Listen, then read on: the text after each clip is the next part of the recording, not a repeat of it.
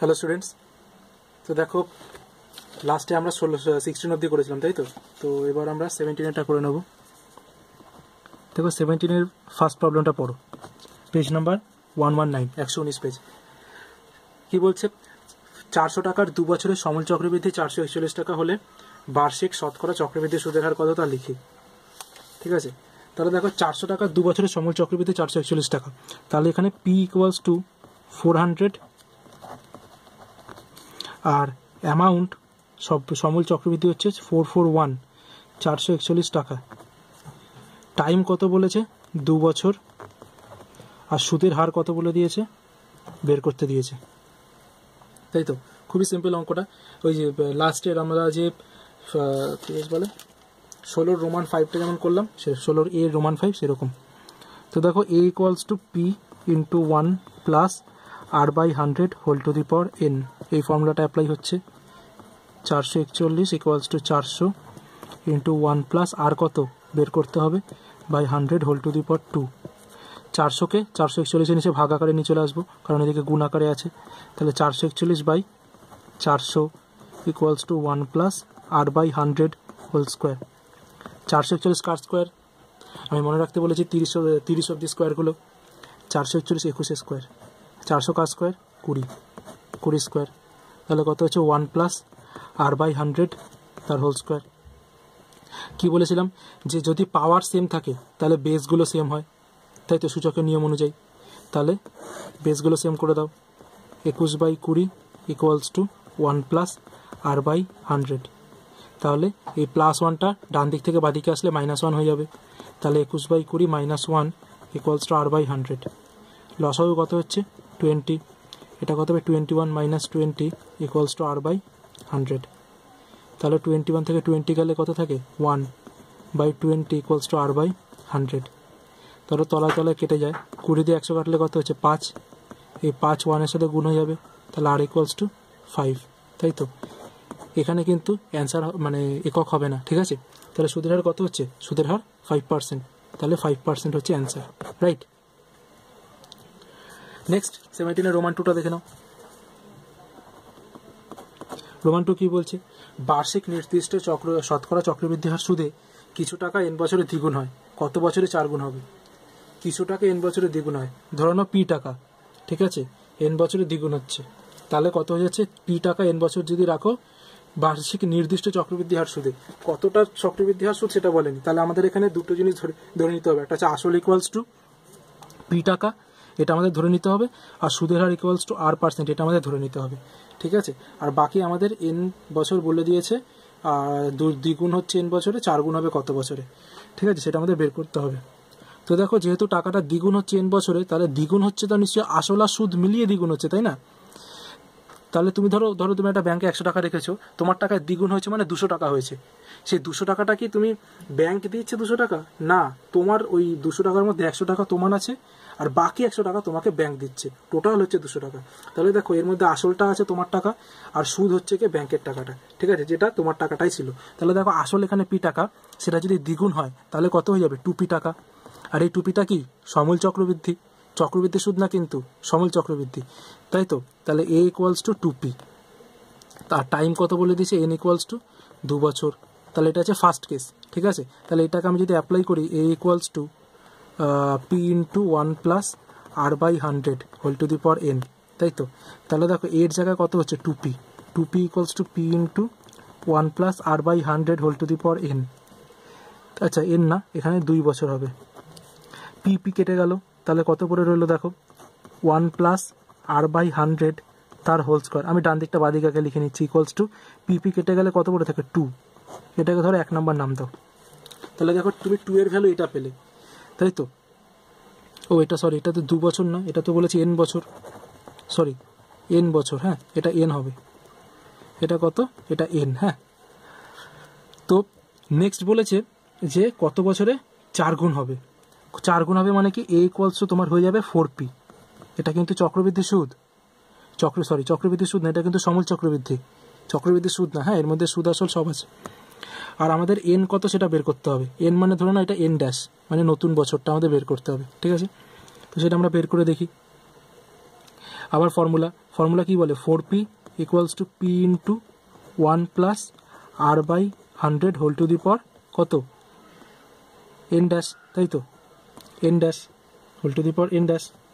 তাহলে এখানে দেখো 4 আর এই 4p আর 4pর p আর একটা p কেটে গেল, তাহলে এখানে পড়ে রইল কত, 4, তাই তো, 4 equals to 1 plus r by 100 whole to the power n dash, তাই তো। এবার দেখো আমি এখান থেকে বলছি যে ধরো এখানে 4 আছে, 4কে আমি লিখতে পারি 2 স্কোয়ার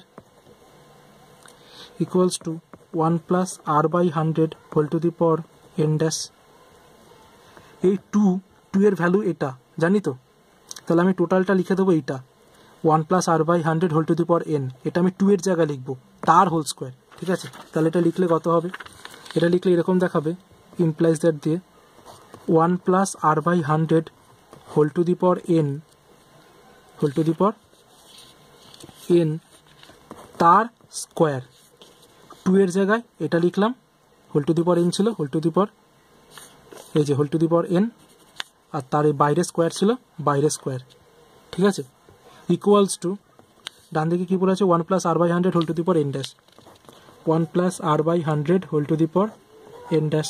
এই স্টেপটা বুঝলে, এটা আমি ডান দিকে কী লিখে দেবো, বাই 1, 1 নম্বর সমীকরণ থেকে পাই, ঠিক আছে। এবার দেখো a to the power m whole to the power n, formula কি, a to the power m whole to the power n, সূচকের ফর্মুলা কি হয়, a to the power m গুণ n হয়ে যায়, তাই তো, mn। তাহলে এটা কত হয়ে যাবে, 1 plus r by 100 whole to the power n, তাদের হোল টু দি পাওয়ার 2, তাহলে whole to the power 2n, আর ডান দিকে কে পড়ে আছে 1 plus r by 100 whole to the power n dash. তো দেখো আগের বার কী হচ্ছিল, পাওয়ারগুলো সেম হলে বেস সেম হচ্ছিল, এবারও ঠিক তাই, যে বেস সেম, দেখো এখানেও দেখো বেসে আছে 1 প্লাস r বাই 100, এখানেও বেসে আছে 1 প্লাস r বাই 100, তাহলে বেস দুটো সেম, তাহলে কী হবে, ডেফিনেটলি পাওয়ার সেম হবে, তাহলে 2n equals to n dash. তো আমাদের এই n ড্যাশের জায়গাটা বের করতে হচ্ছিল, n ড্যাশটা কত বছর হবে, তাহলে আমি কত পেলাম, n ড্যাশ ইকুয়ালস টু 2 বছর, তাহলে 2 বছর লাগবে ওটা 4 গুণ হতে, বুঝতে পারলাম। তো এই ছিল তোমাদের হোল অঙ্কটা, এটা ছিল ফার্স্ট পার্টটা, এখানে পেয়েছে এই অঙ্কটা, এখানে শেষ হচ্ছে, এই জায়গাটাতে শেষ হচ্ছে, তারপর আমরা এখানে চলে এসেছি। ওকে, নেক্সট কোশ্চেন নাম্বার 3 দেখো, কোশ্চেন নাম্বার 3 কি বলছে, প্রতি বছর r% হ্রাসপ্রাপ্ত হলে, আচ্ছা কোশ্চেন নাম্বার 3 এটা না, সরি, কোশ্চেন নাম্বার 3 বলছে বার্ষিক 5% চক্রবৃদ্ধি হার সুদে কিছু টাকা 2 বছরের চক্রবৃদ্ধি সুদ 615 টাকা হলে আসল নির্ণয় করি। আমাদের এখানে আসল বের করতে দিয়েছে, আর আমাদের চক্রবৃদ্ধি সুদ বলে দিয়েছে, তাই তো। চক্রবৃদ্ধি সুদ মানে CI, compound interest, equals to কত, a মাইনাস p, a মানে কত, p into 1 plus r by 100 whole to the power n minus p, আমি এখান থেকে p কমন নিয়ে নেবো, পড়ে থাকে কত, 1 plus r by 100 whole to the power n minus 1, তাই তো। এবার আমাদের দেখতে হবে আমাদের কী কী বলে দিয়েছে, আমাদের CI মানে চক্রবৃদ্ধি সুদটা বলে দিয়েছে, কত বলেছে, চক্রবৃদ্ধি সুদ 615 টাকা, তাহলে আমি এখানে CI এর জায়গায় লিখে দেবো, ইমপ্লাইজ দ্যাট চক্রবৃদ্ধি সুদের জায়গায় 615 টাকা। আসল বের করতে হবে, তার জন্য আমি পিটাকে লিখছি বাইরে, 1 প্লাস r, সুদের হার কত বলে দিয়েছে 5%, তাহলে 5/100 হোল টু দি পাওয়ার কত বছর, না 2 বছরের, মাইনাস 1, তাহলে 5 দিয়ে এটা কাটো, কত হচ্ছে 20, তাহলে আমি ডান দিকে ক্যালকুলেশন আগে করে নিই, তাহলে কত হচ্ছে 1 প্লাস 1/20 তার হোল স্কোয়ার মাইনাস 1, তাহলে p ইন্টু এটা করলে কত হচ্ছে, ধরো 20 প্লাস 1/20 হোল স্কোয়ার মাইনাস 1, তাহলে p ইন্টু 20 প্লাস 1 মানে 21/20 তার হোল স্কোয়ার মাইনাস 1, তাহলে p ইন্টু কত হচ্ছে 441, 21 স্কোয়ার 441, 20 স্কোয়ার 400 মাইনাস 1, তাই তো।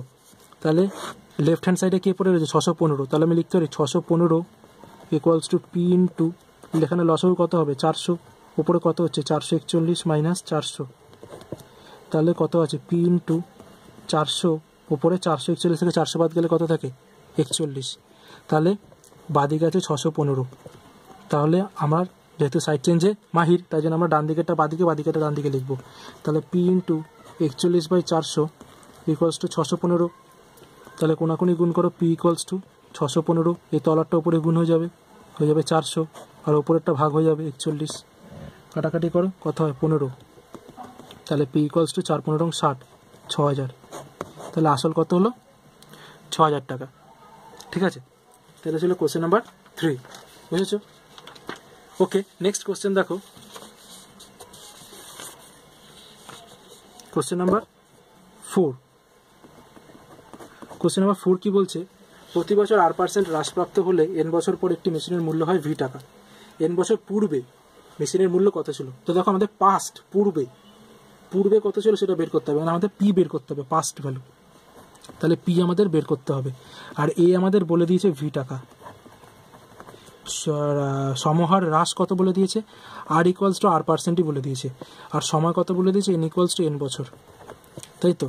তাহলে আমরা কি লিখে দেবো, যে A = P × 1 - R/100 whole to the power n। তো এখানে দেখো A এর জায়গায় কত হবে, V, আর P এর জায়গায় P হবে, আমাদের বের করতে হবে আর কি।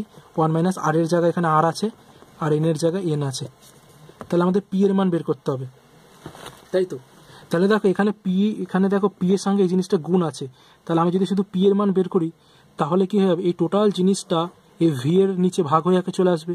তাহলে P কত হচ্ছে, V / 1 - R/100 whole to the power n। ঠিক আছে, এবার দেখো সূচকের ফর্মুলা কি বলে, দেখো একটা জিনিস মনে রাখবে, A⁻m মানে 1/A⁻m। ঠিক আছে, এটা নিশ্চয়ই সূচকে জেনেছো, না জানলে আমাকে বলবে, আমি এটা বলে দেবো আলাদা করে। তো দেখো এটা ক্লাস 9 সূচকে আছে। তো দেখো এখানে দেখো, তাহলে আমি কি বলতে পারি, যে এই যে তলায় আছে 1 - R/100 whole to the power n, এটাকে আমি যদি ওপরে তুলে দিই তাহলে কত হচ্ছে, V × 1 - R/100 whole to the power কত হয়ে যাবে বলো, -n। এটা হয়ে যাবে তোমার P।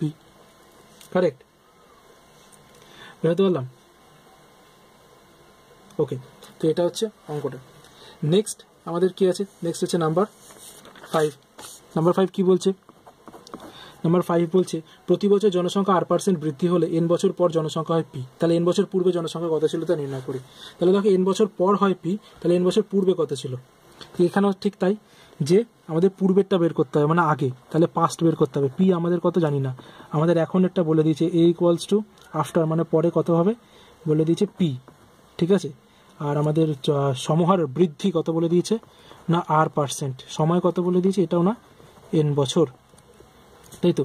তাহলে আমাদের কি হবে বলো, A = P × 1 + R/100 whole to the power n। এখানে শুধু এর জায়গায় কি হয়ে যাবে, small p = capital P × 1 plus, আচ্ছা এখানে ক্যাপিটাল P ধরতে পারে, এখানে x ধরো, তাহলে না কনফিউশন হয়ে যাবে, x